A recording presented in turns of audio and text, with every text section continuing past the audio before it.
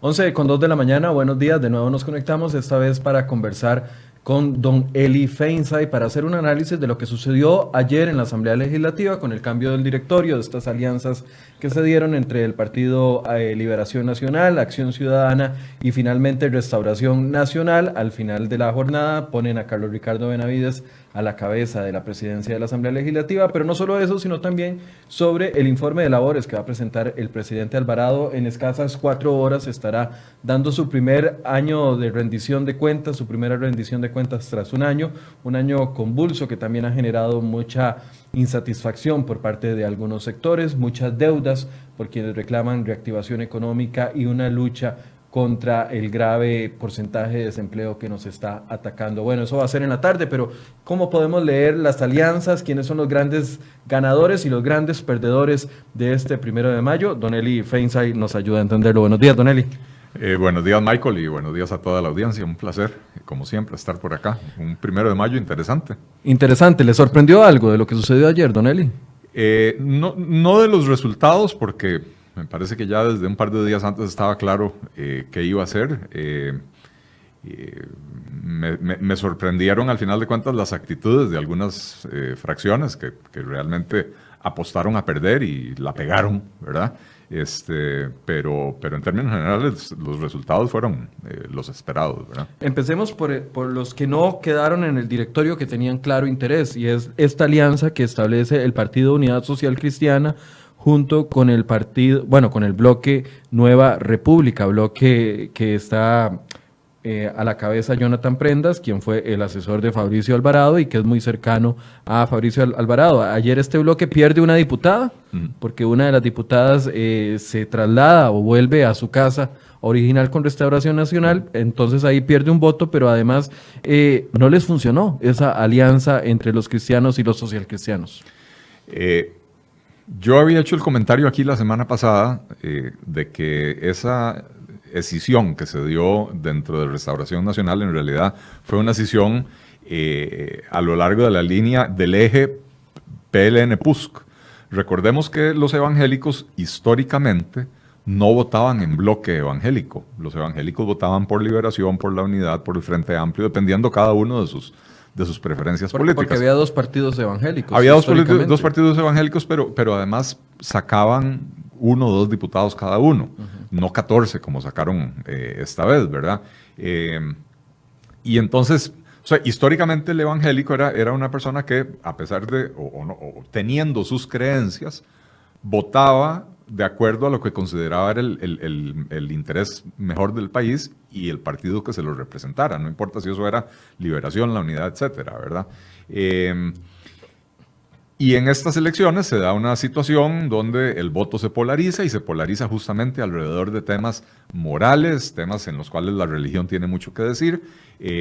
Fabricio Alvarado como candidato, pues hay que reconocer que hizo una buena labor, es un buen comunicador, es un tipo con buena presencia y aprovechó muy bien esa polarización y logró atraer todo el voto evangélico y un buen poco de voto protesta, ¿verdad?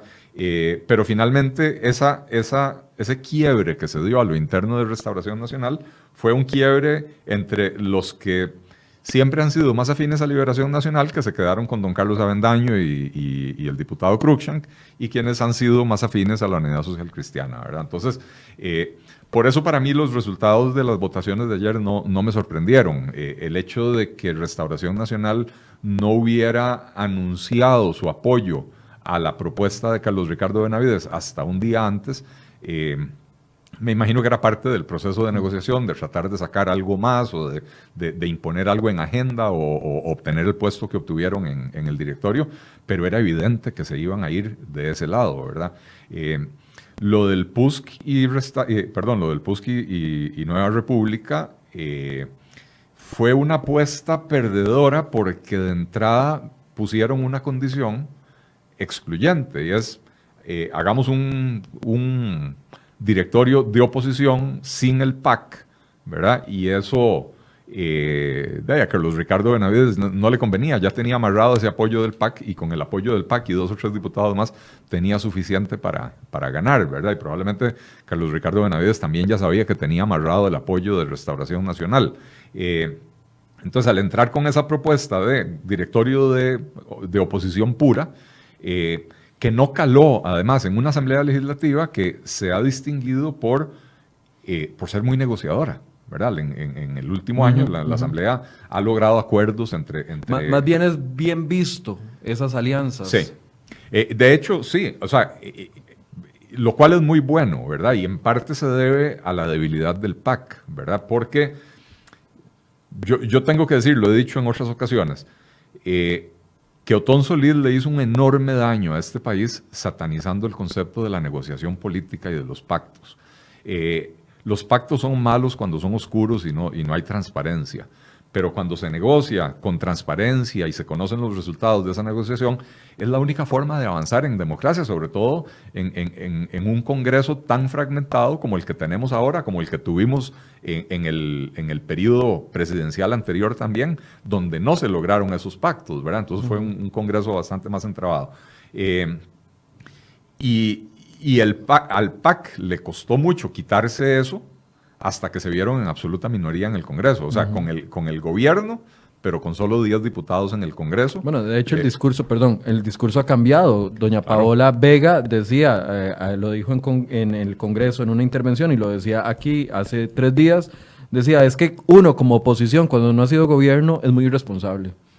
Bueno, yo no creo que sea estrictamente necesario haber sido gobierno para ser responsable. Uno es irresponsable porque es irresponsable.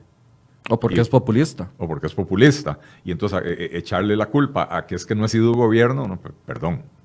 Usted escoge cómo se desempeña en la Asamblea Legislativa. O sea, usted escoge qué tipo de diputado va a ser en la Asamblea Legislativa. Usted escoge qué tipo o sea, cuál va a ser su actitud frente a la negociación política, cuál va a ser su actitud frente a los proyectos que a usted no le gustan, cuál va a ser su actitud frente a propuestas de otros partidos en cuestiones que usted está de acuerdo, porque usted puede asumir la actitud de, aunque estoy de acuerdo con ese proyecto, como lo presentó Michael y Michael es de otro partido, no lo voy a apoyar. Y eso ha sucedido históricamente en Costa Rica, ¿verdad? Entonces, haber superado ese trauma y que los diputados hayan entendido que la negociación es necesaria para poder avanzar, a mí me parece importantísimo. La actitud del PUSC me pareció infantil, me pareció un berrinche que a nada bueno iba a conducir. Y con esto no quiero decir que se tenían que plegar a Carlos Ricardo Benavides. Está bien que tuvieran su propia propuesta, su propio candidato, su propio... pero esa interrupción de ayer de más de 2 horas en la sesión entre la votación por el presidente y los demás puestos. Porque rechazaron la vicepresidencia, se las ofrecieron y no la quisieron. Claro, les ofrecieron la vicepresidencia cuando ya no necesitaban al PUSC, ¿verdad? Entonces, claro, el PUSC dice, la vicepresidencia está por debajo de nuestro nivel, denos algo más, denos una secretaría porque sabemos que el presidente y los 2 secretarios son los que manejan la cosa. El vicepresidente y los prosecretarios son decorativos, a menos de que falte alguno de los otros, ¿verdad? Y entonces dicen, no, deme una secretaría y excluya al PAC. Es que todavía si la negociación hubiera sido, deme una secretaría sin el factor de excluir al PAC, probablemente hubieran logrado algo. Pero no podían pretender llegar el propio día de la votación, cuando ya el otro bloque tiene un pacto amarrado, y pretender que ese pacto se rompa, lo cual pone en riesgo un montón de cosas. O sea, para Carlos Ricardo Benavides, haberle puesto los cuernos ayer al PAC, cuando el PAC ya le había ofrecido su apoyo, era riesgoso, porque al final de cuentas tampoco puede estar seguro de que los diputados del PUSC van a votar en bloque o de que los diputados de Nueva República van a votar en bloque, ¿verdad? Entonces, me pareció que fue una falla de cálculo terrible por parte de la fracción del PUSC. Será inexperiencia, porque es una fracción con gente joven, pero también con gente con mucha experiencia. Estamos hablando de Pedro Muñoz, que todos sabemos que no es una persona que no conoce el manejo político que se tiene que dar para lograr algunos puestos políticos. Yo no creo que tenga que ver ni con edad, ni con, tal vez con experiencia podría ser, ¿verdad? Experiencia legislativa, qué sé yo. Porque uno ve a Carolina Hidalgo y uno puede estar en desacuerdo con 1000 propuestas de ella, pero una muchacha joven que no había sido diputada anteriormente, y que como presidenta del Congreso facilitó la negociación, facilitó el alcance de acuerdos entre partidos que usualmente eran como agua y aceite, ¿verdad? El hecho de que ahora en el directorio legislativo estén simultáneamente el PAC y Restauración Nacional, bueno, digo, eso se debe, digamos, a la habilidad negociadora de Carlos Ricardo Esa Benavides. construcción no se logra fácilmente. No se logra fácilmente y digamos que eso fue una negociación de Carlos Ricardo Benavides, no se la estoy achacando a Carolina Hidalgo. Pero Carolina, lo que quiero decir es, una muchacha joven sin experiencia como diputada, tenía un talante completamente diferente y una posición más favorable a la negociación, al consenso, al diálogo, de lo que mostró ayer el PUSC. Sí hay que decir, ¿verdad?, que el gallo viejo con el ala mata. Está hablando de Carlos Avendaño. Carlos Avendaño, Víctor Morales, Carlos Ricardo Benavides, que no por viejo, Carlos Ricardo Benavides no es mucho mayor que Pedro Muñoz, en edad deben tener 4 o 5 años de diferencia, no creo que más que eso. Pero la experiencia de Carlos Ricardo y nuevamente el talante negociador y de buscar consensos de Carlos Ricardo, la experiencia que tuvo como diputado, como jefe de fracción, cuando tenía 32 años, una cosa por el estilo. Tiene 49, Carlos Ricardo. Correcto, y Pedro debe andar que por 45, no sé. Pero cuando Carlos Ricardo Benavides fue jefe de fracción la primera vez, en el año 50. 2000... 50 Pedro. Pedro Muñoz tiene 50. Es un año mayor. Vuelvo a lo mismo, ¿verdad? No es un asunto de edad, es un asunto de talante y de cálculo político, que me parece que el cálculo político de la fracción del PUSC ayer fue absolutamente errado. Quiero plantearle dos análisis. Uno, fue debilidad de un candidato que propone el PUSC con poca experiencia, como es don Erwin Macís, que es una persona que aunque ha sido alcalde y tiene una amplia experiencia en una alcaldía y empezó muy joven, no tiene el mismo nivel de su contrincante, que Carlos Ricardo era una persona fuerte. ¿Es una debilidad de él o fue una debilidad poner a ese candidato o escogerlo como candidato? Y número dos, ¿cómo se va a mostrar el partido Unidad Social Cristiana como oposición pura, teniendo en casa presidencial metido al ministro de la presidencia, quien fue su candidato presidencial, y al equipo económico a cargo de doña Edna Camacho, que está de la mano con el Partido de Acción Ciudadana? Por un lado, participan activamente y en primera fila del gobierno, del cual trataron de excluir en un acuerdo para el directorio legislativo. Exacto. O sea, son dos caras que a ver, no hay que solo parecerlo, sino hay que serlo. Bueno, la pregunta que surge a raíz de tus preguntas es ¿de cuál PUSC estamos hablando? Pero no son dos PUSCs, son varios, son diferentes, ¿verdad? El PUSC tiene una particularidad y es que reformaron su estatuto y los diputados, los candidatos a diputados son electos en las asambleas provinciales. La mayoría, si no todos los demás partidos, eligen a sus candidatos a diputados en Asamblea Nacional. Entonces eso implica que los candidatos a diputados en una Asamblea Nacional tienen que negociar con sus compañeros de otras provincias y tienen que buscar de alguna manera el apoyo de la cúpula del partido, ¿verdad? Y entonces un candidato presidencial llega a la Asamblea y dice, yo quiero que me apoyen a mi candidato en Guanacaste, ¿verdad? Y eso acarrea un peso. En el PUSC no, en el PUSC el candidato presidencial en la Asamblea Nacional es prácticamente decorativo, ¿verdad? Ningún candidato a diputado, por lo menos ninguna de las personas que lidera provincia en el PUSC le debe nada al candidato presidencial, ¿verdad? Entonces, al final de cuentas, se vuelve... se provoca desde ese diseño del partido, se provoca un divorcio entre las autoridades nacionales del partido y los caciques provinciales, ¿verdad? Entonces hay un PUSC que está en el gobierno. Los diputados no deberían de ser tan cercanos y no le deben nada a Rodolfo Pisa. No le deben absolutamente nada a Rodolfo Pisa, no llegaron a diputados por Rodolfo Pisa. Le deberían de reconocer a Rodolfo Pisa que le levantó el nivel al PUSC, que había venido de varios periodos electorales con malos resultados, ¿verdad? Le deberían reconocer a Rodolfo Pisa que se echó el partido al hombro hace 5 años, cuando el doctor Hernández se retiró, renunció, desrenunció, volvió a renunciar, ¿verdad? Y que en esta campaña el PUSC tuvo un bastante mejor desempeño, pero en plata contante y sonante, los candidatos a diputados o los hoy diputados no le deben nada a Rodolfo Pisa porque no llegaron a donde llegaron porque Rodolfo Pisa los pusiera o los apoyara, sino que llegaron porque ganaron en sus respectivas provincias. Claro, ¿verdad? pero independientemente de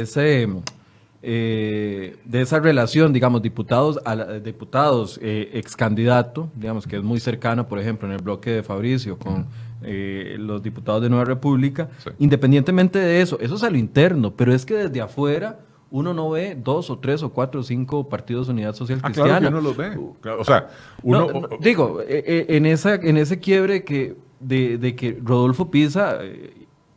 O sea, el PUS trata de mostrarse muy crítico del Partido de Acción Ciudadana y de las acciones de gobierno, pero Rodolfo Pisa está ahí en casa presidencial, debería de tener algún tipo de, relación, no sé. Pero recordemos lo que pasó en la campaña, cuando en la segunda ronda, cuando Rodolfo Pisa anuncia su decisión de apoyar a Carlos Alvarado en la segunda ronda, otra parte del PUSC muy conspicuamente se va con Fabricio Alvarado.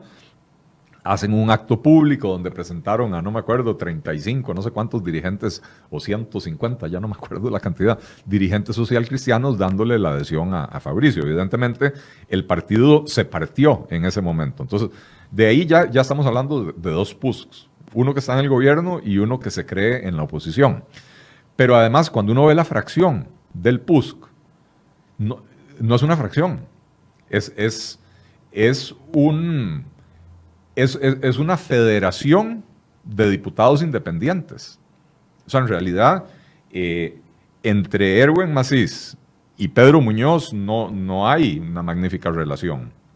O sea, Erwin Macís jala por su lado, Pedro Muñoz jala por el de él, Pablo Heriberto anda por el otro, Pablo Heriberto parece ser como el tipo que viene para acá y para allá y intermedia un poco, ¿verdad? María Inés está, me parece, muy alineada con Pedro Muñoz, ¿verdad? Pero a mí me da la impresión de que el deseo de Erwin Macís de figurar siendo candidato a presidente legislativo se unió con algún cálculo por parte de sus compañeros de fracción de dejémoslo quemarse. Apoyémoslo en sus pretensiones para que se queme, ¿verdad? Porque para mí el día de ayer se parte en 2. O sea, el día de ayer tiene dos segmentos completamente diferentes. El primero es la votación por el presidente legislativo, donde el PUSC no hizo el menor intento de negociar absolutamente nada, se contentó con tener sus 9 diputados más los 7 o 6 de... Y sabía que iba a perder. Y sabía que iba a perder. Erwin nos dio declaraciones 3 minutos antes de entrar a plenario diciendo, yo sé, no me voy a retirar porque la voy a luchar hasta el final, pero sí, yo sé que no voy a quedar. Sí, bueno, y es normal. O sea, no podemos pretender que los candidatos que no lograron el apoyo mayoritario se retiren. O sea, al final de cuentas es una democracia, se disputa el puesto y se acabó. Pero hasta ahí se acabó la primera parte del día. Y la segunda parte del día, donde Erwin se desapareció, la negociación la lideraron María Inés Solís y Pedro Muñoz. Que incluso van a compartir, perdón que le interrumpa, van a compartir la jefatura y la subjefatura. Sí. Medio año va a ser jefe doña María Inés Solís, que empieza a partir de ayer mismo, y después subjefe don Pedro, y a los 6 meses van a intercambiar, sí, cosa que a mí me llamó la atención también. Sí, bueno, curioso el arreglo entre ellos, pero ¿cómo se llama? Esto lo han intentado en el pasado otros políticos, otros partidos políticos, y vamos a ver si les funciona, ¿verdad? Porque yo recuerdo algunas metidas de puñal cuando se habían puesto de acuerdo, por ejemplo, entre Otto Guevara y Federico Malavasi para rotarse, ya no me acuerdo si era la jefatura de fracción o lo que fuera, al final de cuentas no funcionó. No funcionó, ¿verdad? Pero ¿cómo se llama? Pero insisto en esto, ¿verdad? El día de ayer tuvo 2 segmentos muy diferentes. La elección del presidente legislativo, donde el PUSC no hizo ningún intento. El PUSC se conformó con dejar que Erwin Solís se quemara. Y después vino la segunda parte, donde en la negociación el PUSC estaba dispuesto a echar debajo del bus a Nueva República, a Nueva República, ¿verdad?, que habían sido sus aliados en la primera parte. Estaban dispuestos a echarlos debajo del bus a cambio de que sacaran al PAC del directorio y entrar ellos en el directorio. Ahora, cuando usted ahorita dijo una frase que me quedó dando vueltas mientras dijo todo lo demás, y es el hecho de que el PUSC, usted lo ve como una confederación de diputados, ¿verdad? De diputados independientes. Diputados independientes, y me llama mucho la atención, porque cuando uno trataba de ver en el debate las ideas de Erwin y las ideas de Carlos Ricardo, las ideas eran completamente distintas, pero además se notaba algún tipo de inseguridad por parte de don Erwin, al punto de que dijo en televisión abierta, el Partido Unidad Social Cristiana somos de centro derecha y centro izquierda, y aquí todos tratamos de hacer un dibujo para entender cómo era eso y seguimos sin entenderlo una semana después. Bueno, lo que es incomprensible nunca se va a poder comprender, ¿verdad? O sea, defínase, usted es de centro, es de derecha, es de izquierda, es de centro izquierda o es de centro derecha, pero usted no puede ser centro izquierda y centro derecha a la vez. Ahora, el PUSC en sus momentos de mayor apogeo fue un partido que digamos que era una carpa amplia donde acogía, sí, a gente de centro izquierda y a gente de centro derecha. Un Óscar Aguilar Bulgarelli convivía con un Miguel Ángel Rodríguez en el mismo partido, ¿verdad? Yo diría ahí no es centro derecha ni centro izquierda, ¿verdad? Es más extremito, más para allá. Bueno, con Aguilar Bulgarelli. Con Aguilar Bulgarelli, claro. O sea, pero el PUSC siempre tuvo una a la izquierda, Gloria Valerín, qué sé yo. Entonces esas contradicciones sí se dan en la política. Cuesta entenderlas, pero sí se dan, ¿verdad? Pero una cosa es decir, bueno, en el partido hay un ala más izquierda y un ala más derecha, pero hay que saber quién es el poder hegemónico. Uh-huh. En el gobierno de Miguel Ángel Rodríguez era el centro derecha, y sin embargo él tuvo la deferencia, por ejemplo, de poner a Gloria Valerín de ministra de la Condición de la Mujer. Uh-huh. Pero digamos, el color o el enfoque del gobierno era del centro para la derecha, ¿verdad? En el gobierno de Rafael Ángel Calderón no era tan tirado a la derecha, tampoco muy tirado a la izquierda, él buscaba un balance. Un balance, ¿verdad? Pero esas palabras de Erwin, desafortunadas como fueron, demuestra lo que yo te estoy diciendo. El PUSC no tiene una unidad central. El PUSC es una confederación de diputados independientes que cada uno jala para su saco y cada uno propone lo que se le ocurre. Que hay un mínimo ahí de coordinación, claro que hay un mínimo de coordinación, tienen reuniones de fracción, tienen un jefe de fracción, etcétera, pero al final de cuentas no hay una línea clara de hacia dónde va el partido, ¿verdad? Entonces, eso se nota en la división que se dio en la segunda ronda, con un segmento del partido apoyando a Carlos Alvarado y otro a Fabricio Alvarado, y eso se nota en la Asamblea Legislativa, donde hay diputados que realmente parece que nadan solos. El Frente Amplio está en una situación similar en el sentido de que se muestra como oposición. De hecho, ayer, José María Villalta... Que no dijiste que es de centro izquierda y de centro derecha, ¿verdad? No, eso es... cada quien tendrá su concepto del Frente Amplio. Pero me llamó la atención que también ayer Villalta le decía a Carlos Ricardo, que estuvo aquí hace unos minutos, a don Carlos Ricardo, ayer la manifestación, al menos la que llegó a la Asamblea, la única manifestación de trabajadores que llegó a la Asamblea era un grupo de la Juventud del Frente Amplio. Todos los demás se quedaron con una tumbacocos abajo en el sector de la Plaza de la Democracia. Dijeron que no iban a subir porque no estaban de acuerdo con don Carlos Ricardo como presidente de la Asamblea, entonces que no valía la pena protestar frente a la Asamblea. Ajá. Llega la Juventud del Frente Amplio y a mí me llama la atención porque históricamente, en todos los años que he estado trabajando en estas coberturas, siempre la manifestación es contra gobierno, claro, contra el gobierno. El Frente Amplio siempre ha estado en esas manifestaciones y siempre llegan a políticas fiscales. Ayer la manifestación no tenía, por así decirse, una consigna contra gobierno. Hablaba, alguna muchacha gritaba con respecto al tema de la firma de la norma del aborto terapéutico, la norma técnica, fue la única manifestación y casi que todo era enfilado contra Carlos Ricardo Benavides. Y el Frente Amplio, su representante sale, don José María Villalta, a atender a la gente, pero su discurso es contra gobierno, mostrándose en oposición, con la misma característica. Tiene a uno de sus miembros más prominentes dentro del gobierno de don Carlos Alvarado. A mí se me hizo un cortocircuito ahí. Para mí, José María Villalta es un enigma, ¿verdad? Es muy difícil de entenderlo. Ahora, el Frente Amplio en este momento es un partido con serias dudas existenciales. Pasaron de tener 9 diputados a tener 1, lo cual es un fracaso absoluto, ¿verdad? Tenían la esperanza puesta en que ese diputado es su estrella, ¿verdad? Pero ha pasado un año completamente gris, mediocre, donde no se ha hecho sentir ese diputado. Y en parte tienen tienen un problema muy serio frente al electorado costarricense, y es que no se atreven a condenar lo que está sucediendo en Venezuela, no se atreven a condenar lo que está sucediendo en Nicaragua, no se atreven a condenarlo porque en realidad lo apoyan, porque esa es su creencia ideológica, su filosofía política. Y entonces, mejor andan calladitos.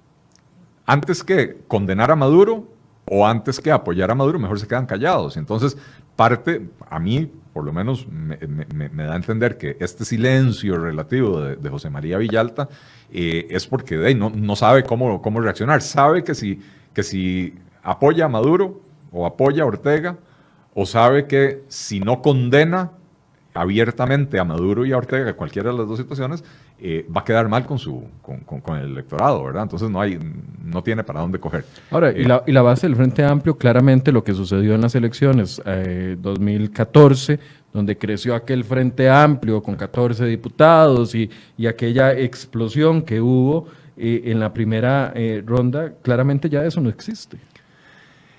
No, porque yo creo que no eran necesariamente votos del Frente Amplio. Yo creo que ahí hubo un buen poco de voto protesta que recogieron, ¿verdad?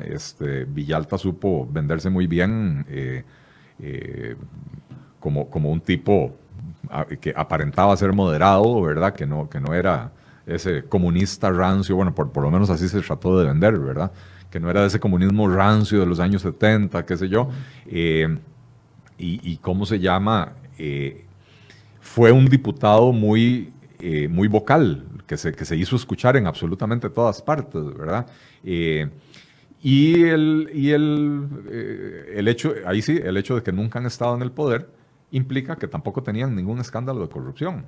Bueno, eligieron a 9 diputados, no se los esperaban. No se los esperaban. Entonces, sí, 9, dije 14, perdón. Sí, 9 fueron. No se esperaban, lo mismo que le pasó a Restauración Nacional, no se esperaban elegir tantos diputados y entonces tenían 3 o 4 de primera división y el resto eran de relleno. Bueno, pero esos de relleno le pasaron, significó un precio político muy alto para el Frente Amplio en términos de que no hicieron una buena labor, en términos de que había, por ejemplo, una diputada tan extremista como Ligia Fallas, ¿verdad? El acusado por supuesto acoso sexual que terminó saliendo. Claro, o sea, realmente eso le pasó una factura al Frente Amplio, ¿verdad? Y el Frente Amplio no ha sabido cómo salir de esa situación. Y entonces hoy en día están, como se dice vulgarmente, navegando con bandera de pendejo, ¿verdad? Tratando de no hacer olas, de no abrir la boca, porque si José María Villalta se vuelve un diputado muy vocal, inmediatamente la gente le va a exigir, bueno, pronúnciese sobre Venezuela, ¿qué está pasando? O sea, ¿qué opina usted de eso? Pronúnciese sobre Nicaragua, ¿por qué no ha dicho nada al respecto, verdad? Entonces, como quien dice, el alumno que se sienta hasta atrás en la clase y se hace chiquitico cada vez que ve que la maestra va a preguntar algo, como quien dice, a mí no me pregunte.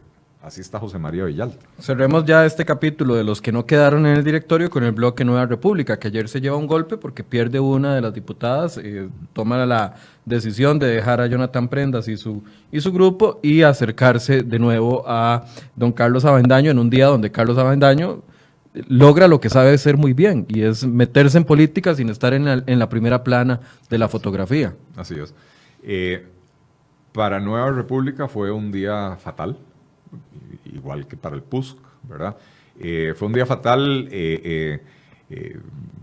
Yo creo que si los diputados de Nueva República no hubieran ido ayer, no se hubiera notado la ausencia, porque prácticamente no abrieron la boca,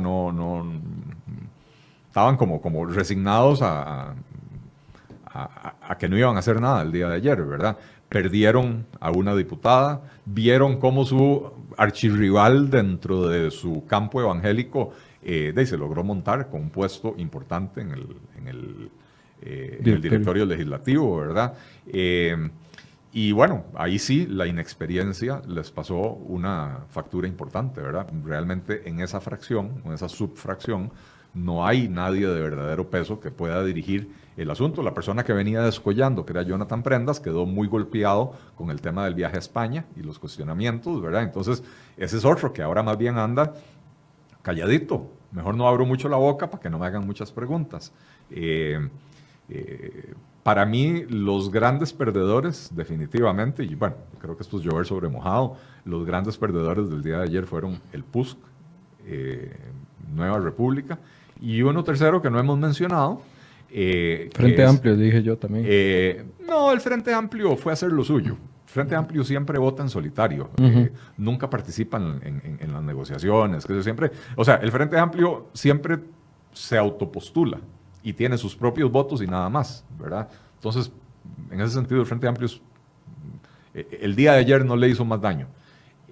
Walter Muñoz, el doctor Muñoz, que demostró que no controla ni siquiera su boca, ¿verdad? Los diputados de su fracción no lo apoyaron en su candidatura, no le hicieron caso, se aliaron con Liberación Nacional, y cuando pidió la palabra, o cuando le dieron la palabra en el momento de postular candidatos, utilizó sus minutos para hacer cuestionamientos a Carlos Ricardo Benavides cuando ya había resultado electo, ¿verdad? Entonces, aparentemente ni siquiera conoce el protocolo legislativo, ¿verdad? Porque se le dijo, yo oí a la presidenta hasta entonces presidenta del Congreso, decirle hasta 5 minutos para postular un candidato, no me acuerdo si era a la secretaría o a la vicepresidencia. Me parece que era la secretaría. Sí. Y no postuló a nadie. Empezó a hacer cuestionamientos que no era el momento de hacerlos. Después del discurso del presidente hoy, vendrá el momento de control político y ahí los diputados podrán quejarse de lo que quieran, ¿verdad? Pero ese no era el momento. Entonces, demostró que no tiene control de su fracción. De por sí su fracción era una fracción prestada. Aunque Zoila Rosa Bolio, doña Zoila, haya quedado como vicepresidenta del Congreso. Doña Zoila Rosa Bolio quedó como vicepresidenta porque le dio la vuelta al doctor Muñoz. Porque el doctor Muñoz decía, no negociamos, yo soy el candidato. Así saquemos solo 3 votos, yo soy el candidato. Bueno, él tampoco ha querido ceder la jefatura de la fracción. Dijo que por los 4 años va a ser el jefe de fracción. Sí, bueno, porque él está acostumbrado a que él es el dueño del partido y prácticamente el único miembro de ese partido, ¿verdad? Y se le metió gente que realmente, y hay que decirlo así, alcanzó la diputación por Juan Diego Castro. De Juan Diego Castro, no por el doctor Muñoz, ¿verdad? Y entonces Eric Rodríguez se le salió desde el primer día. Dijo, no, yo no soy parte de esa fracción. Zoila Rosa, que había dicho, yo me mantengo leal a Juan Diego Castro, al final de cuentas tampoco está con Juan Diego Castro, pero no le debe nada al doctor Muñoz tampoco, ¿verdad? Entonces, ahí cada uno anda por su lado. Doña Zoila hizo su trabajo, sacó lo que quería, pero bueno, eso ayudó a demostrar que el doctor Muñoz no está en control de absolutamente nada en su fracción, ¿verdad? Ahora, aquí mucha gente, hablemos ahora de cómo quedó conformado el directorio, Carlos Ricardo Benavides como presidente. Muchos dicen, ¿cómo estuvo ese balance de pensamiento de alianza hacia el PAC? O sea, ¿qué gana Liberación? Porque al final muchos van a terminar diciendo que Liberación desde la Asamblea Legislativa con la presidencia está cogobernando con el Partido de Acción Ciudadana, lo que no quiso hacer desde el principio cuando se alía don Carlos Alvarado y también el PUSC y el Frente Amplio de cierta forma. ¿Es más lo que gana que pierde? Yo creo que todavía este año es muy temprano para romper los fuegos políticos, ¿verdad? Yo creo que este es un año, mi lectura, puede ser que me equivoque, pero mi lectura política del asunto, este es un año donde los diputados y en especial los diputados que aspiran a la presidencia de la República, como don Carlos Ricardo Benavides, aunque él diga que no, este es un año para construir.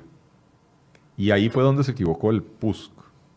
El PUSC decidió que ya este es un año para politiquería pura y barata, y para destruir, para no permitir, para obstaculizar. Politiquería preelecciones, podríamos decir. Politiquería preelectoral, okay. ¿Verdad?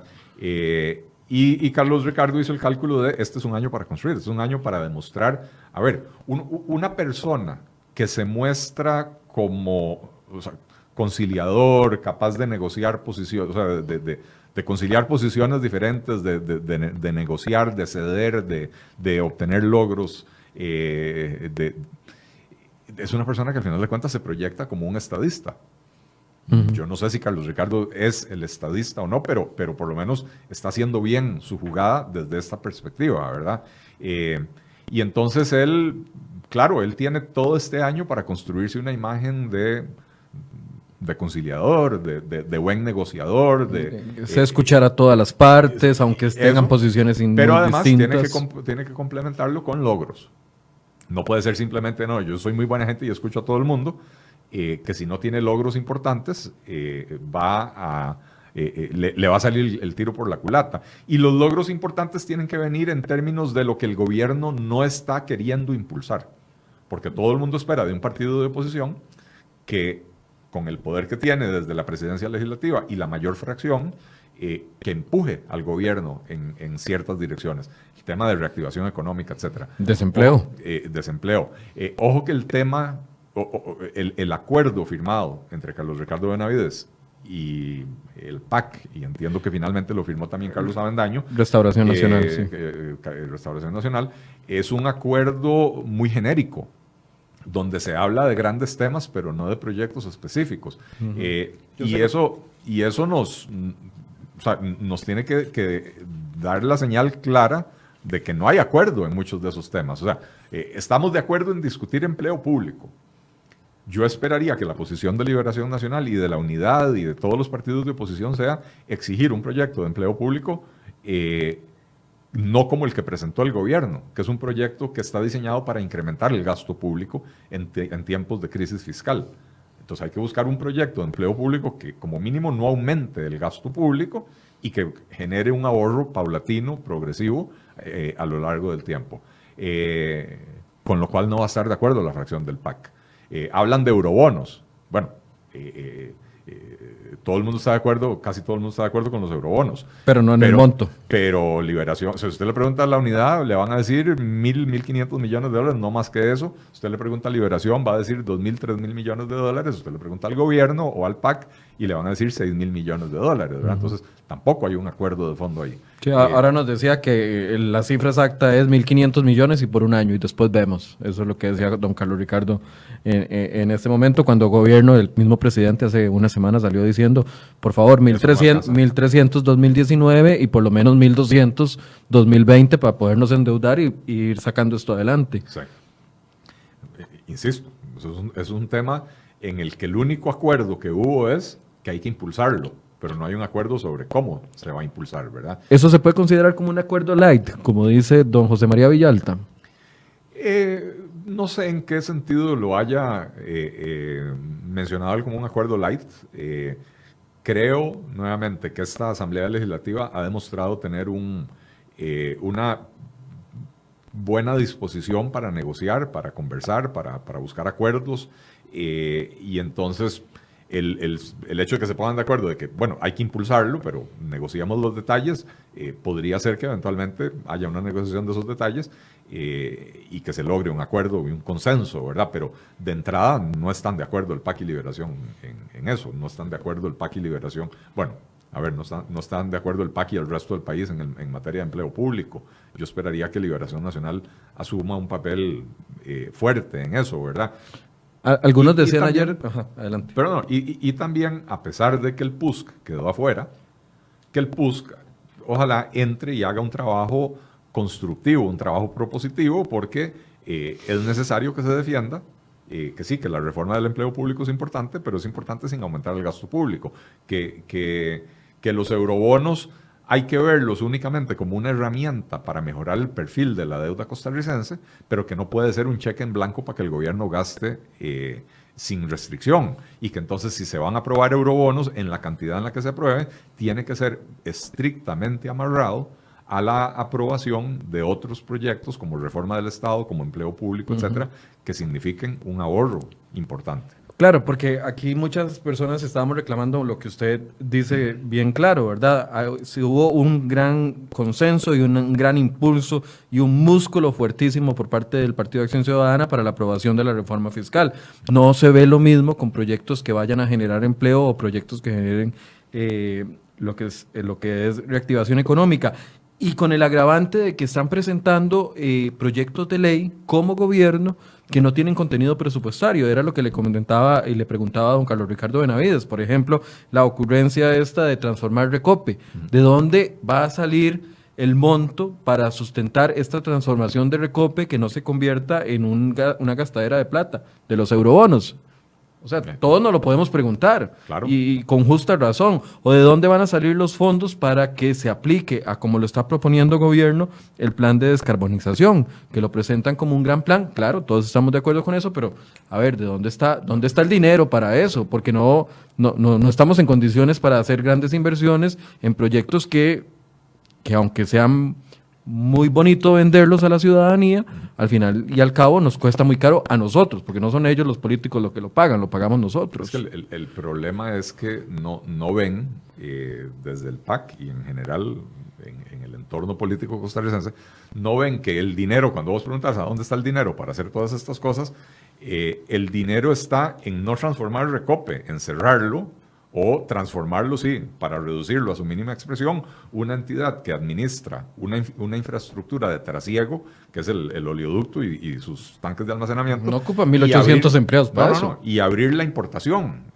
Ya no tiene sentido el monopolio. El dinero está en vender instituciones como el Banco de Costa Rica, como el INS, etcétera, que no es necesario mantener una empresa estatal haciendo ese tipo de cosas, ¿verdad? Entonces ahí hay dinero para hacer otros proyectos.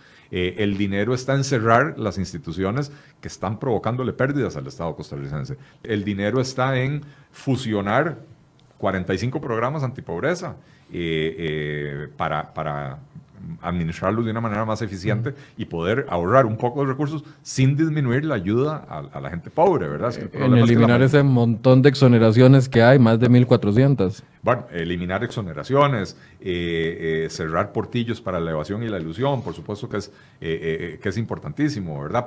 Pero ¿cómo se llama? El tema es que el dinero está ahí, pero nadie quiere tomar ese tipo de decisiones. Entonces, al final de cuentas, el gobierno, si usted le pregunta de dónde va a salir la plata para la descarbonización, va a decir impuestos verdes. Entonces, ahora verde es, como dice la serie esta de Netflix, Orange is the New Black. Ahora verde es la nueva vaselina con la cual nos tenemos que tragar las cosas para que baje facilito, ¿verdad? Pero este país no está para más impuestos, ¿verdad? De manera y este país no solo no está para más impuestos, no está para perpetuar burocracias que ya no tienen sentido y ya no tienen razón de existir. Y que está más que demostrado, que no funcionan para nada. Esa transformación de Recope, bueno, se lo pregunté a Carlos Ricardo Benavides hace unos minutos y es que es un proyecto que no tiene viabilidad, por más que lo impulse, porque yo le preguntaba dónde están los puntos específicos de ese acuerdo entre PAC y Liberación, que don Carlos Ricardo me insistía, cada vez que le decía PAC y Liberación, me metía a Restauración Nacional por la derecha para tratar de vender de que es una triada y no una dupla, pero todos sabemos de que la intención o la cercanía con el PAC es por la cercanía con gobierno también. Sí, creo que lo comentamos ya, ¿verdad? El acuerdo es un acuerdo muy genérico, no tiene proyectos específicos.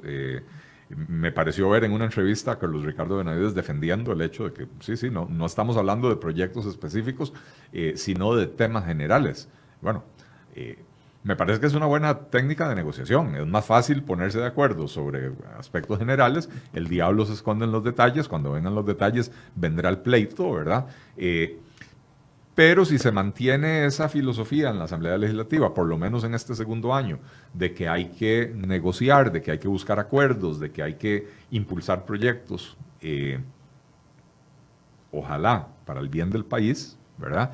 Entonces podría ser que se logren finalmente esos acuerdos. Si ya desde ahora, 1 de mayo del 2019, se rompen los fuegos electorales y empezamos con excluyamos al gobierno, hagamos un directorio legislativo de pura oposición y no le hagamos caso a nada de lo que proponga el gobierno, sino que manejemos nosotros la agenda por completo, ahí hay menos probabilidad de lograr esos consensos, ¿verdad? Porque no nos olvidemos que la oposición tampoco es un bloque uniforme, ¿verdad? Hay diferencias ideológicas entre Liberación y la Unidad, entre Liberación y Restauración Nacional, por supuesto, entre la Unidad y el Frente Amplio, etcétera, ¿verdad? Entonces, tampoco es como que porque es un bloque de oposición ya van a estar de acuerdo en absolutamente todo. Don Eli, la Secretaría, ya hablamos de la vicepresidencia, claramente se la deja doña Zoila Rosa Bolio del Partido de Integración Nacional, y ya usted nos dio el contexto de eso.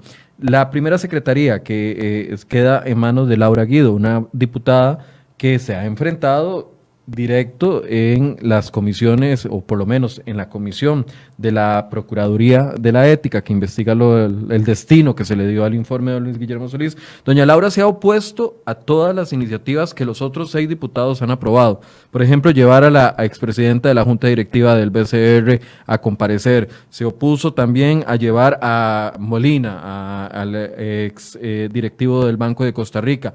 Esta semana llaman a los otros 2 directivos, Alberto Raven y a Evita Arguedas. Ella también se opuso. Se opuso que trajeran al expresidente de la Comisión de Investigación de los Créditos Públicos. Ahí de frente, literal, siempre ha tenido a Carlos Ricardo Benavides defendiendo esos, y ahora Carlos Ricardo la tiene a la par en la Secretaría. Eso genera, o sea, ¿cómo lo podemos leer? Le hago una lectura completamente maquiavélica. Adelante. Es mejor tenerla asignando días libres y carros para las giras de los diputados, que tenerla en una comisión o en varias comisiones defendiendo esas posturas. Entonces puede ser una movida inteligente, porque el puesto de la secretaría es básicamente administrativo, ¿cierto? Digamos que el poder real lo ejerce el presidente, en términos de que el presidente es el que norma el debate, el que dirige el debate, el que hace las interpretaciones. Cuando hay dudas con respecto al reglamento, le corresponde al presidente hacer las interpretaciones. Entonces, el poder real en la Asamblea lo tiene el presidente. Las secretarías son meramente administrativas, ¿verdad? Entonces, insisto, yo prefiero tener a Laura Guida responsable de darles días libres a los diputados, o de otorgarles permisos para ausentarse, ese tipo de cosas, y aprobarle los viajes y aprobarle el carro para la gira del fin de semana, que no tenerla en una comisión obstaculizando la labor de transparencia que se tiene que hacer. Siguiendo su interpretación maquiavélica, si es incómoda en una comisión donde se está haciendo una investigación política que le genera réditos a Liberación Nacional, porque eso es claro, el tema del cementazo le ha generado mucho rédito a Liberación Nacional, ella ocupada en ese otro puesto es un premio algunos lo ven como un premio de consolación, pero más bien es Liberación con su experiencia política aclarando la cancha para sí mismo. Podría ser. Así lo interpreto yo. Lo mismo sucede con Carlos Avendaño. Porque no es la misma rivalidad entre diputados PAC y diputados PLN, donde hemos visto agarrados literalmente, por ejemplo, a doña Paola Vega y a Franji Nicolás. De hecho, hace unos días iba a intervenir Paola Vega y Franji Nicolás se levantó y se fue, y Paola Vega en plenario, quedando esto hasta en actas, que no me quiere escuchar, etcétera, etcétera. O sea, hay una rivalidad importante, pero eso no se ve con Restauración Nacional. No, yo creo que ahí el cálculo es diferente. Ahí es don Carlos Avendaño, con esto logra su mayor logro, ¿verdad? Para él, al final de cuentas, es un asunto de llegué a la Asamblea, quiero trascender un poquito más, no ser solo uno de los 57 diputados, sino tener un puesto en el directorio legislativo. Eso le da caché y otras cosas, ¿verdad? Y si a cambio de eso Liberación se asegura el apoyo de los diputados de la fracción de Avendaño para proyectos clave, pues entonces digamos que ahí sí es un premio a cambio de un apoyo para proyectos importantes. Estaba viendo aquí un cuadro que nos pasó nuestro compañero Luis Valverde, que se lo agradezco porque está muy pendiente de lo que estamos haciendo, con respecto a las votaciones o la cantidad de votos que han recibido los diferentes presidentes legislativos. Carlos Ricardo ayer obtiene 39 y se le suma un voto que estaba en blanco, termina con 40. Eso no se veía desde el 2010, cuando quedó Luis Gerardo Villanueva, también de Liberación Nacional, con 35 votos, todavía menos. Y el punto más alto había sido Francisco Antonio Pacheco, con 37 votos. Aunque son cantidades importantes, era una época donde Liberación ganaba más diputados. Este logro de tener 39 votos con una fracción claramente tan débil o menos fuerte de lo que fueron las fracciones de Liberación Nacional, que llegaban a 29, incluso tenían mayoría simple en otra época y ahora con 17, se puede ver como un logro mayor que sus antecesores en el tema de negociación. Voy a hacer dos comentarios relacionados pero independientes. El primero es que el tema de los números no es tan importante. Si ganó con 40, con 37, lo que necesitaba era 29 para ganar. Y si hubiera ganado con 29, ya ganó y ya se acabó. Y mucho tiene que ver con la conformación de la Asamblea Legislativa, ¿verdad? Cuando uno tenía en la Asamblea que Liberación tenía 33 diputados y el PUSC tenía 20, 22, y el PUSC nunca votaba con Liberación, entonces era normal que ganaran la presidencia con 33 o 35 diputados. Ahora tenemos una nueva realidad, tenemos una Asamblea Legislativa con, ya se me olvidó cuántas fracciones hay, 7, 8, 9. 8. 8 contando a Nueva República o... No, porque no se considera fracción. Sí. Ya se le confirmó el dato. Bueno, no importa. En la asamblea anterior había 9 fracciones, en esta hay 7, 8, 9, más diputados independientes, etcétera. Entonces, todo el mundo sabe que para poder alcanzar cosas, ya sea aprobación de proyectos o puestos a los que aspiran, necesitan negociar con los demás. El hecho de que se haya despertado este espíritu negociador entre los diputados en el último año, para mí es una buena señal. Yo he sostenido que Costa Rica debería migrar hacia un sistema semiparlamentario, semi o parlamentario, ¿verdad? Y la gente me dice, no, hombre, ¿cómo? Con una asamblea legislativa tan fraccionada, un sistema parlamentario, lo que va a resultar es en gobiernos cayendo a cada rato. Bueno, hay que poner reglas claras de qué puede ocasionar y qué no puede ocasionar la caída de un gobierno, pero en un sistema parlamentario, si usted quiere alcanzar el poder, tiene que sentarse y negociar con los demás partidos un programa de acciones y gobernar con base en ese programa de acciones, porque ya no es un gobierno del PAC, que si el PAC quiere mete a gente de la Unidad o a gente del Frente Amplio, no, es un gobierno de coalición entre 2 o 3 partidos que juntos logran la mayoría en la Asamblea Legislativa, con base en un acuerdo firmado entre ellos, diciendo, ok, se sienta, digamos que las elecciones las ganó el PUSC, pero no obtuvo mayoría. Bueno, se sienta a negociar con Liberación, se sienta a negociar con el PAC, y agarran y dicen, los del PAC en su programa de gobierno tienen la aprobación del aborto impune, por decir algo, y la Unidad dice, no, para mí eso es inaceptable. Si usted quiere estar en mi gobierno, eliminamos eso del plan de gobierno. Pero son ya acuerdos más concretos. Acuerdos más concretos que permiten que estamos gobernar. viendo aquí, que son temas generales. Correcto. Pero son acuerdos que permiten gobernar. Entonces, este cambio de actitud del último año me demuestra que hay ya un cierto nivel de maduración del concepto de que sí, ya no van a volver las mayorías absolutas, de que es necesario transar y negociar para poder gobernar, y ese podría ser un buen primer paso hacia una mayor parlamentariedad en la organización política costarricense. Sí es necesario tener ese nivel de madurez para poder hacer esas negociaciones. Son 8 fracciones, más los independientes que son de 2 grupos, sería Eric Steller, que viene del PIN, y los que vienen de Restauración Nacional. Que ahora nos decía don Eric Steller que va a trabajar, como perdió el bloque de Nueva República, perdió una diputada, él va a votar en bloque, nos decía ahora a través de nuestros compañeros que están reporteando ahorita todas las consecuencias de lo que sucedió ayer, de que van a votar en bloque con Nueva República, se une a ellos, incluso para separarse el tiempo, sí, para dividirse el tiempo que eventualmente les den para poder mencionarse o pronunciarse sobre ciertos aspectos. Curioso. Interesante. Don Eli, ¿qué podemos esperar tras esta elección? Entonces, Carlos Ricardo no puede volver a esas posiciones extremas, porque primero las podemos ver como un poco antiguas, y más después de un año donde Carolina Hidalgo marcó lo que era esa construcción de consensos que no tienen contentos a todo el mundo, ¿verdad? Frente Amplio es muy, muy crítico con el manejo legislativo de la dirección de la presidencia que hizo Carolina Hidalgo, y Eric Steller ayer se deshizo en halagos en el discurso que le dieron 7 minutos para que hablara, porque es independiente, no tiene derecho según reglamento, pero Carlos Ricardo Benavides le da 7 minutos y se deshace en halagos hacia Carlos Ricardo, y hoy dice que se va a marcar una diferencia porque le habían puesto un bozal. ¿Qué podemos esperar de los encuentros y desencuentros que se dieron ayer? Yo creo que, a ver, el talante de Carlos Ricardo Benavides, si podemos hablar, yo a Carlos Ricardo prácticamente no lo conozco. O sea, tal vez hemos coincidido en actividades 2 o 3 veces en la vida. Pero el talante que él ha demostrado como funcionario público, tanto como diputado en el periodo 2002-2006, como ministro en el gobierno de Laura Chinchilla, no me acuerdo si en el de Oscar Arias también. Ministro de Turismo en el de Oscar Arias y ministro de la Presidencia durante doña Laura Chinchilla. O sea, tiene una trayectoria política de la cual uno puede extraer ciertas cosas. Y su talante siempre ha sido negociador, conciliador.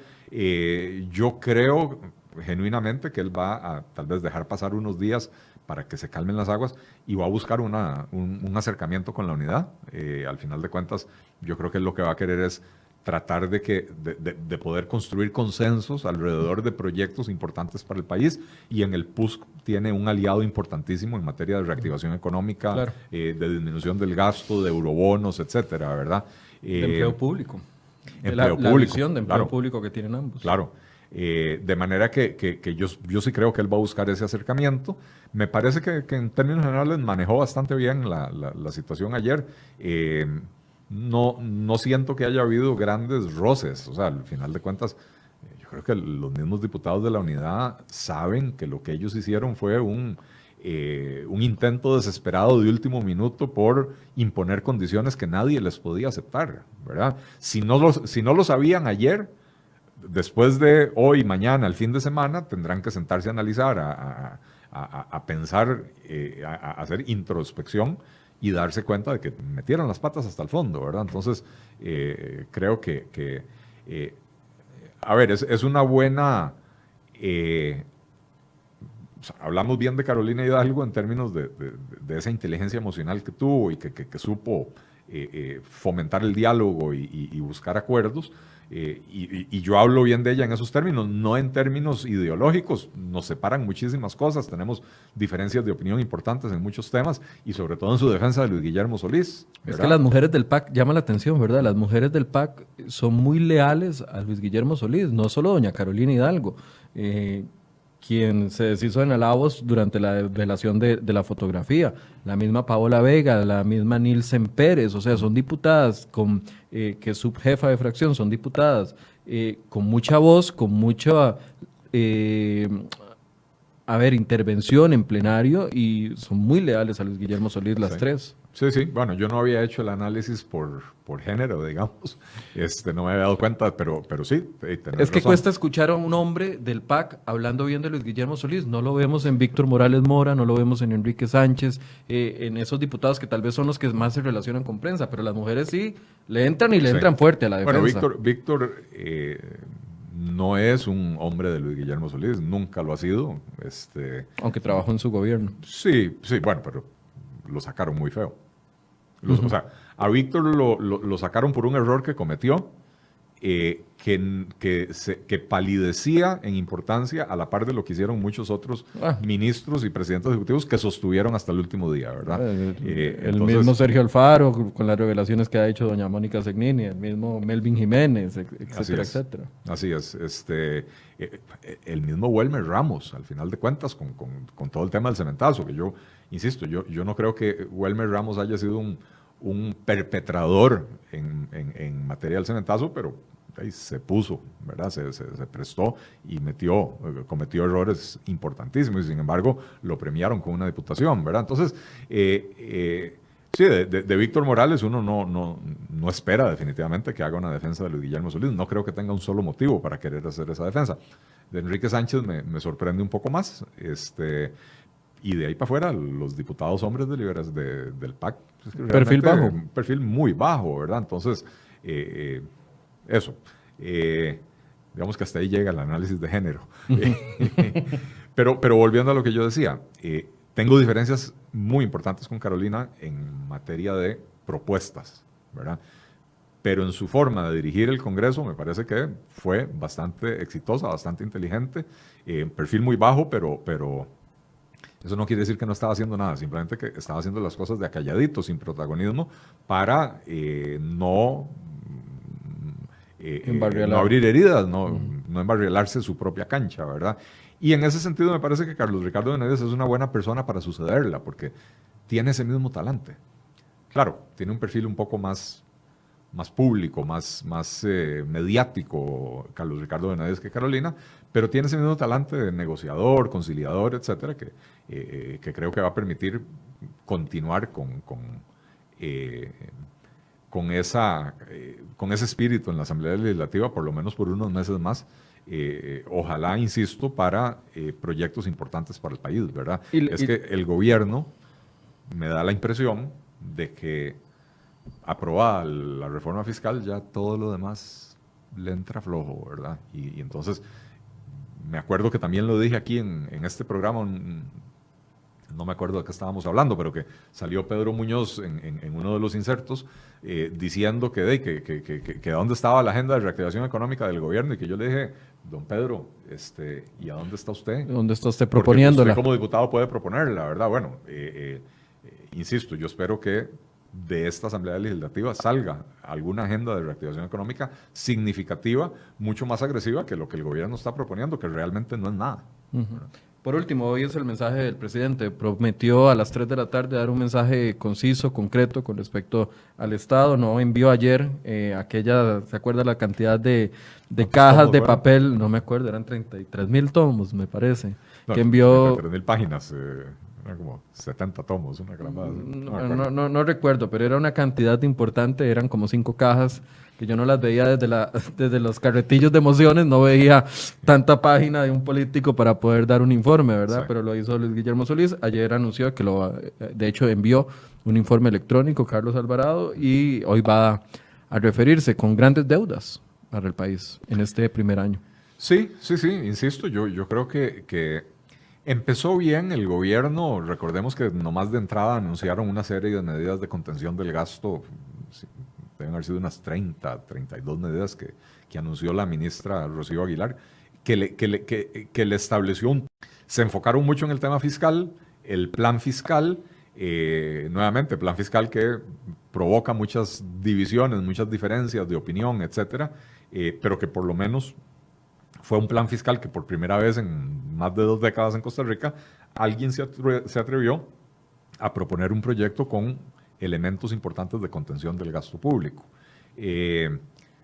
Pero listo, hasta ahí le llegó la gasolina al gobierno, ¿verdad? Entonces, sí, siento que queda en deuda.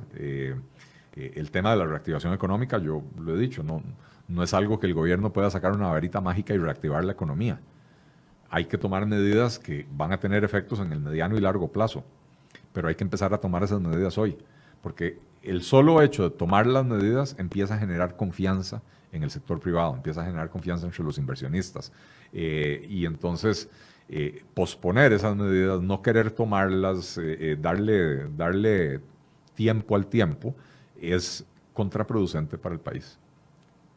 Bueno, vamos a esperar a poner atención a lo que suceda hoy en la tarde con el mensaje del presidente y también qué sucede con las comisiones, porque a Carlos Ricardo Benavides le viene un trabajo que es la prueba de fuego de todo presidente legislativo y es la designación de los diputados a cada una de las comisiones y ver quién es el presidente y el secretario, porque todos quieren ser presidente y secretario. Comisiones, algunas con más peso o tal vez con más vitrina, como es la Comisión de Control de Ingreso y Gasto Público, que claramente Jonathan Prendas pretendía quedarse ahí. Hay que ver si Carlos Ricardo se toma la modestia de dejarlo, no creo, porque no participó del acuerdo, y otros van a querer llevar esa comisión adelante. Comisión de Hacendarios y Comisión de Económicos, donde se ven también los presupuestos de la República. Sí. Bueno, yo creo que en esta gran decisión que tiene que tomar Carlos Ricardo Benavides ahora, de cómo conformar esas comisiones, puede empezar a tender el puente hacia la unidad, hacia Nueva República, y volver a calmar esas aguas. Pero ahí sí la va a tener difícil, ¿verdad? Porque el PAC está exigiendo papeles protagónicos en las comisiones que tienen que ver con el presupuesto de la República, y no creo que sea compatible tender un puente al PUSC con poner a un diputado del PAC de presidente de la Comisión de Control del Gasto, por ejemplo, o de la Comisión de Hacendarios. Pero esto, para mí, al final de cuentas, es lo más importante. Como yo decía, los secretarios del directorio tienen una labor meramente administrativa. El presidente dirige el debate, norma el debate, interpreta el reglamento y nombra o decide la conformación de las comisiones, y ahí es donde reside el poder en la Asamblea Legislativa, ¿verdad? Bien, muchísimas gracias, Don Eli, por no sé si quiere hacer una conclusión para cerrar. No, creo que hemos cubierto bastante todo, ¿verdad? O sea, fue un día interesante ayer para los que nos gusta la política y nos gusta analizarla. Claros perdedores, el PUSC, Nueva República y el doctor Muñoz. Y un buen manejo por parte de Carlos Ricardo Benavides. Ojo que logró mantener el acuerdo con el PAC, incluso después del reguero que vino a hacer Luis Guillermo Solís a Costa Rica la semana pasada, ¿verdad? No permitieron, buen manejo también por parte de la dirigencia del PAC. Me imagino que ahí tuvo mucho que ver Víctor Morales, ¿verdad?